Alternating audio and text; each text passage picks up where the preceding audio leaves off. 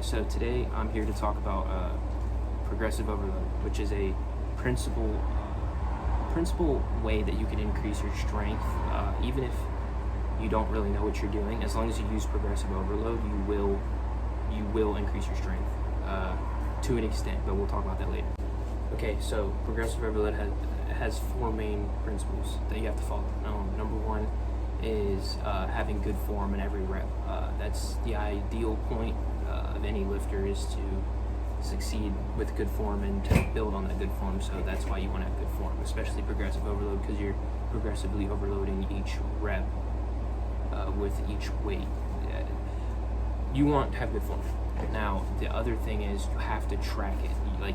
You need to write down the weights that you're using. That's a very big thing. And the other two principles kind of tie in with each other, but one of them is you change one thing at a time. So you can either change the weight or you can change the amount of sets that you do, but you can only change one thing at a time. Like if I did 7 reps of 135 on bench, I'm not gonna change it to 8 reps of 140. Ideally, I'm not going to write that down that I want to target 8 reps of 140. Now, yeah, it would be cool to get stronger like that, but that's not how it works. And then the other thing is you want to focus on one thing at a time, in the sense of like if I want my set number to be 8, I want to hit 8 reps in this set, right? Then I'm focused on beating that set number. Then once I can beat that set number, so let's say on a day where I can beat that set number by 2 or whatever. So instead of just increasing the weight, you can also start adding in like pauses or tempos, other stuff like that. Or another big thing, but you don't have to do this, is tracking and reducing the rest time, like the amount of time you spend in between each set. It's also a vital tool that you can use. But that's for, I'd say, typically more advanced. Like you won't do that for a while, but once you get into that, you can implement that into your training as well. Okay, so now getting into what progressive overload actually is, and like an example of it. So we can use the base compounds as an example. So bench, squat, and deadlift, right? So let's say I can deadlift 225 for 10, right? So what you want to do is you want to pick your rep range. So like let's say you can do, there's some people that do upper like 12, 15, and then some people that stick down to like 3 to 5. But just for this example, we'll use 5 to 8. So let's say my rep range is 5 to 8. That's what I pick, right? So on week 1, you want to find out what you can hit for 8. Let's say I can hit 235 on deadlift for 8 reps, right?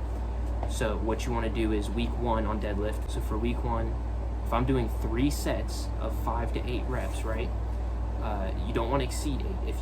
If you find that you can exceed 8, then you need to change weight. But let's say I hit 235 for 8 on my first set, and then 235 for 8 on my second set, and then, or let's say 7, because it's going to start going down. And then I hit 235 for 6 on my third set.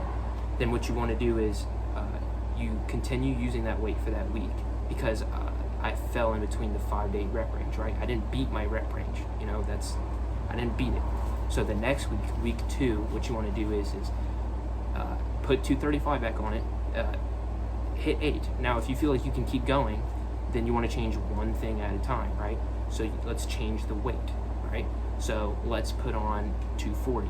Now, let's say I put on 240 for deadlift, and I can only hit 240 for, 7, right? Let's say I can only hit it for 7. Now, that still falls in between the 5 to 8 rep range that I'm targeting, that I want to hit. What you want to do is keep 240 on the bar, and then that'll be your weight that you're using. So let's say third set, I hit 240 for, 6, right? So the next week, 240, I wasn't at the max, I wasn't at 8 every time. So I'll start with 240 again. So I'm going to start with 240 on set 1 of the third week, right? So this is the next week. Let's say I hit 240 for 7, 7, let's say 7.